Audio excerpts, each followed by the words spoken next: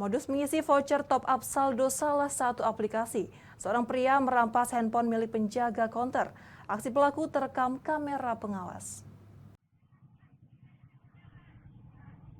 Inilah video CCTV milik konter yang merekam aksi kawanan pelaku jambret di sebuah konter milik korbannya di Jalan Pasundan, Kecamatan Kalidoni, Palembang. Dari rekaman CCTV tersebut terlihat pelaku berjumlah 2 orang ini mendatangi konter korban untuk mengisi voucher top up salah satu aplikasi.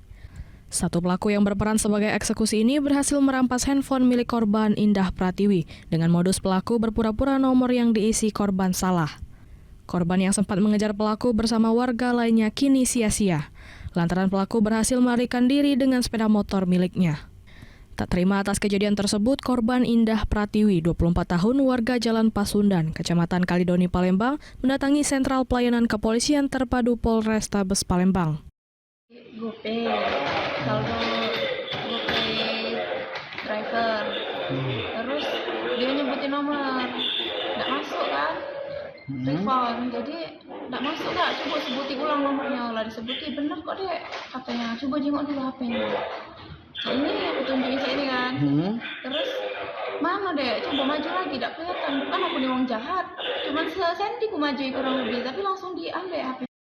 Kini laporan korban telah diterima unit Reskrim Polrestabes Palembang.